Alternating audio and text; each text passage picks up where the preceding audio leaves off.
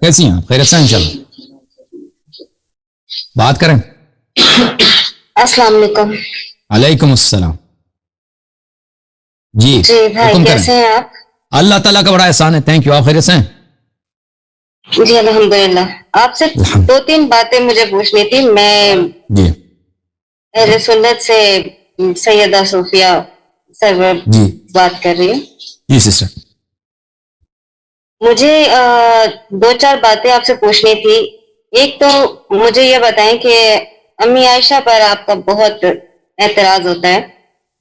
ہم لوگ جب میری بیٹیاں ہیں 3 تو ظاہر سی بات ہے جب میں اپنی بچیوں کی شادی کروں گی تو انسان دیکھ کر کروں گی کہ سامنے والا اس قابل ہونا چاہیے کہ کل مجھے یا میری بیٹی کو کوئی مسئلہ نہ ہو یا مجھے پچھتانا نہ پڑے. جی تو مجھے یہ بتائیں کہ جن کی خاطر دنیا بنی نبی کریم صلی اللہ علیہ وسلم ہمارا ایمان ہے ان پر. جب اللہ کی ذات نے امی عائشہ کا نکاح ان سے پڑھوایا تو کیوں ایک اپنے پاک محبوب کو جن کی خاطر دنیا بنی جن کی خاطر زمین آسمان بنے جنت دوزخ بنی یہ سب کچھ تو پھر اللہ نے اپنے اتنے پیارے نبی کا نکاح ایک ایسی عورت کے ساتھ کیوں کروایا کہ جو پاک بھی نہیں تھی جو صدیقہ بھی نہیں تھی. پہلی شادی نہیں تھی. جو پہلی شادی ہوتی ہے انسان اولاد بنانے کے لیے گھرانہ بنانے کے لیے. ان کا گھرانہ کس کے ساتھ ہے؟ حضرت خدیجہ سلام اللہ علیہا کے ساتھ ہے. ٹھیک ہے نا. بچے کن سے؟ حضرت خدیجہ سلام اللہ علیہا سے. اولاد کن سے؟ نسل کس سے؟ حضرت خدیجہ سلام اللہ علیہا سے. ٹھیک ہے نا. تو جو اللہ تعالیٰ نے آپ سن لیں. آپ میرے ساتھ میں تو شامل ہے نا. آپ سن لینا میری بہن. آپ سن لینا کہ شادی کیوں ہوئی. پہلے بھی اس بات کو سن لیں. دیکھیں رسول صلی اللہ علیہ وسلم تو 15 بیویاں ہیں لیکن ان کی جو اصلی بیوی ہے فرسٹ وائف ہے جنس کے ساتھ ان کا گھرانہ بنا ہے جنس کے ساتھ انہوں نے زندگی گزاری ہے اور کسی اور کو شریک نہیں کیا اس میں وہ صرف حضرت خدیجہ سلام اللہ علیہا. عائشہ وغیرہ کوئی بھی نہیں ہے. اور جن سے ان کی نسل پاک چلی ہے وہ حضرت خدیجہ سلام اللہ علیہا. اب ہجرت کے بعد رسول اللہ صلی اللہ علیہ وآلہ وسلم کے حالات ایسے تھے کہ رسول اور مسلمانوں کے حالات ایسے تھے کہ مسلمانوں میں بیوائیں بہت تھیں جن کی شادی نہیں ہوتی تھی. ان کو سپورٹ کی ضرورت تھی. اور رسول پاک صلی اللہ علیہ وسلم کے دشمن بہت تھے اور مختلف قبائل کے دشمن تھے.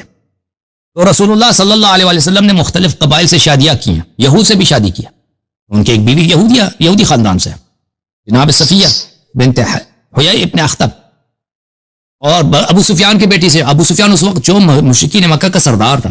ام حبیبہ سے وہ ام حبیبہ جو ہے اس کی شادی تھی ایک صحابی سے. وہ حبشہ چلی گئی وہاں سے وہ مر گیا وہ آدمی پر وہ مدینہ آئی تو رسول پاک صلی اللہ علیہ وسلم نے اپنے دشمن کی بیٹی سے شادی کی. ٹھیک ہے نا.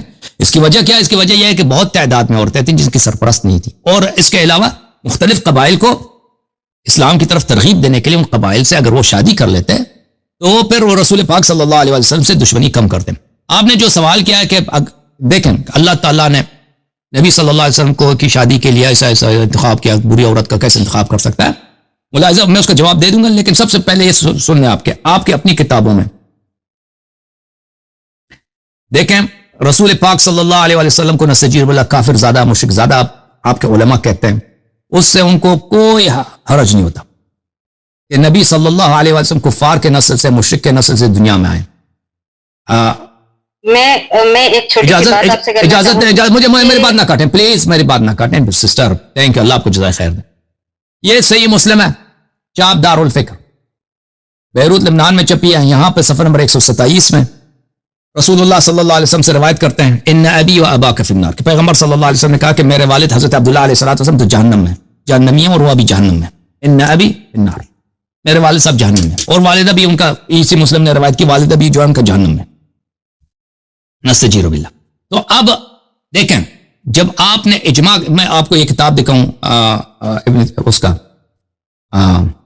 ابو حنیفہ صاحب اس اپنی کتاب میں کیا فرماتے ہیں نبی صلی اللہ علیہ وسلم کے والدین کے متعلق.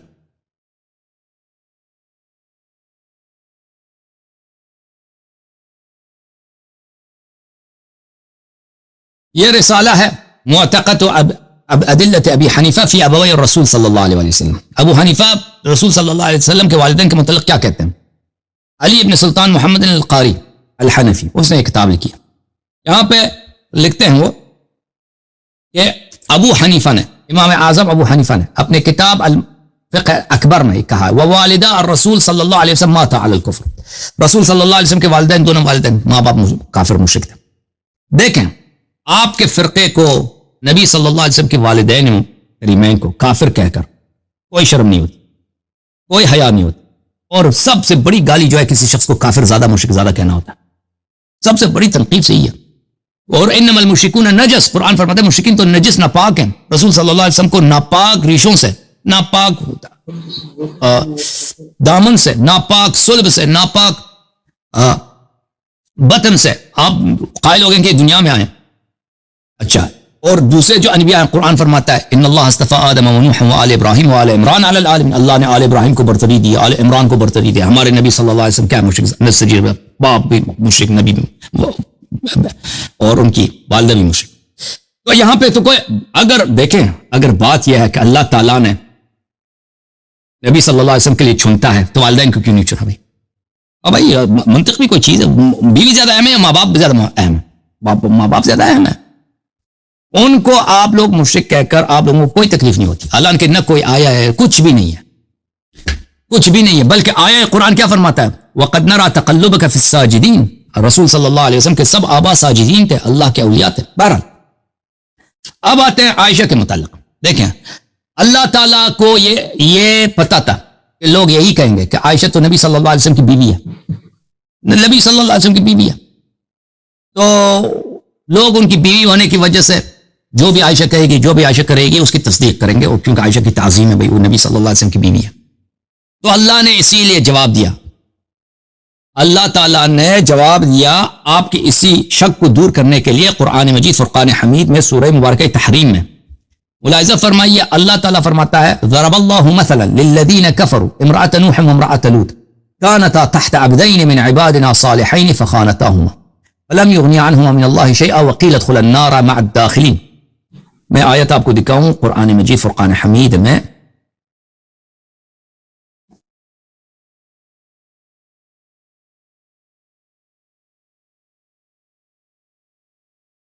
کہ اللہ تعالیٰ فرماتا ہے کہ میں نے دو مثال دی ہے کس کے لیے، کافروں کے لیے، ایک حضرت نوح علیہ السلام کی بیوی اور ایک حضرت لوط علیہ السلام کی بیوی، کانتا تحت عبدین من عبادنا صالحین، یہ دونوں ہمارے دو صالح نبیوں کے عورتیں تھیں، بیویاں تھیں، فخانتاہما، اپنے شوہروں سے انہوں نے غداری کی، فلم یغنی عنہما من اللہ شیئا، تو جو ان کا جو رشتہ تھا لوط کی بیوی کو لوط علیہ السلام کے ساتھ، نوح علیہ السلام کی بیوی نوح کے ساتھ، اس رشتے کا کوئی فائدہ نہیں ملا۔ وقیل ادخلا النار مع الداخلین، اور ان سے فرمایا گیا کہ تم جہنم چلے جاؤ جہنمیوں کے ساتھ۔ اچھا یہ اللہ نے کیوں بولا، یہ آیت کیوں نازل کیا، کیوں نازل کیا؟ یا اللہ نے اسی لیے نازل کیا کہ اس سے اصل مراد عائشہ حفصہ ہیں، عائشہ اور حفصہ۔ یہ کتاب تفسیر فخر الرازی المجلد الحادی عشر، یہاں پر ملاحظہ فرمائے فخر الرازی بہت بڑے مفسر ہیں مخالفین کے، سورہ تحریم میں ضرب اللہ مثلا للذین کفروا امرأة نوح وامرأة لوط وفی ضمن هذین التمثیلین، اللہ نے جو دو مثال دی ہے نوح علیہ السلام کی بیوی کی اور لوط علیہ السلام کی بیوی کی، تعریض، یہ کنایہ ہے، تعریض کس کو بولتے ہیں عربی زبان، کنایہ کو بولتے ہیں، تعریض بأمی المؤمنین وہما حفصہ و عائشہ، دو ام المؤمنین کے لیے، عائشہ اور حفصہ کے لیے۔ تو اللہ تعالیٰ نے آپ کے خاطر اور آپ جیسے لوگوں کے سوچ کے خاطر کہ آپ کی یہ شک دور ہو جائے کہ نبی صلی اللہ علیہ وسلم کی بیوی کیا بری ہو سکتی ہے، اللہ نے قرآن میں کہہ دیا کہ اے مسلمانوں میں تمہیں مثال دیتا ہوں عائشہ اور حفصہ کا، یہ عائشہ اور حفصہ کی مثال ہے امرأۃ نوح و امرأۃ لوط۔